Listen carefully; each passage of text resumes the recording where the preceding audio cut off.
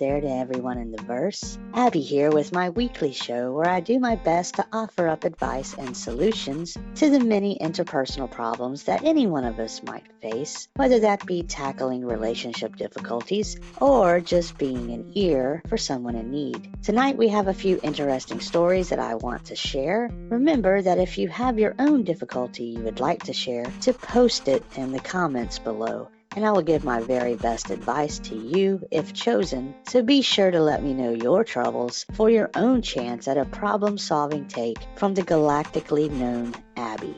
Before I dive into this week's topics, I first wanted to thank my longtime and great sponsor, Torpedo Burrito. When Abby has had a rough day and wants to unwind, I stop by my local Torpedo Burrito and grab the vegan wrap, which has been an almost weekly favorite of mine for many years and has helped me through some truly turbulent times. Not everyone can agree on the nutritional value of one of these hand-wrapped burritos from the gods, but it doesn't stop how good having one can make you feel, and that's what's important. Now, on to the show. Our first letter tonight says, Dear Abby in Space, I've got to tell you that for the past few weeks, since it was announced that Port Ollisar was to be, decommissioned, jettisoned, blown up? You see, that's the problem. We don't know what they're going to do to it. After working day in and day out for over 30 years, this station has been my home, my rock, my place of solitude, and now it's just being erased from my life.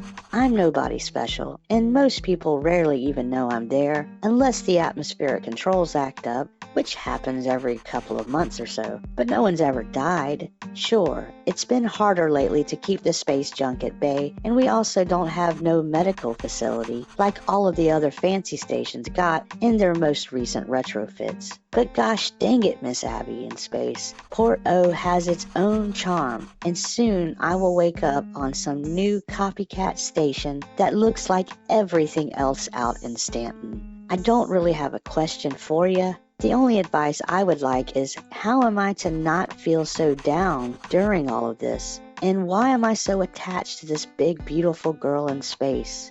Thanks for the ear and sorry for the language. Signed, Broken Over PO.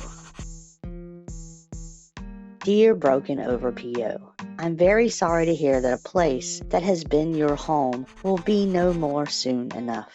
I do not believe any official word has yet been given stating what will happen to Port Ollisar, and I hope that they at least are respectful to the many citizens who have come to love it. As for feeling down, well, like losing anything in life, you must go through the stages of loss at your own pace, and that's okay. There is nothing wrong with feeling attached to something, no matter whether that be a person, pet, or even a space station. I would also say that you never know what the future holds. If you've been such an integral part of keeping this station functional, if the powers that be decide to keep it running somewhere else, even if it's only a monument or for tourists, they still might need the most knowledgeable custodian known for Port Ollisar, and that is undoubtedly you. Take care and enjoy your remaining time with Port O. So this episode is all about Port Ollisar because it has been on a lot of citizens' minds since its replacement was announced. Our next letter follows in that same vein. Dear Abby in Space, my partner and I met on Port Ollisar almost 4 years to the day. We had planned on getting married there on our 5th anniversary, but that is not looking likely now with the recent news about the station being replaced. My partner and I decided to push our wedding up a year and get married now before the station is gone. However, the authorities from Crusader have denied our request to be married there, saying that the station is now in a mothball protocol and is not entertaining anything outside of maintenance work. While there are plenty of places we could be married, Port Ollisar has such a sentimental place in our hearts. I know this is not something you can grant, but I hope that if you could read this on the air, that someone who has some pull could make this happen for us. I know it's a long shot, but it's all we've got. Thank you for the chance. Signed, Port Ollis Aren't Giving Up. Dear Port Ollis Aren't Giving Up, Normally, you would think that an advice columnist in space would have no such connections to grant something of this magnitude.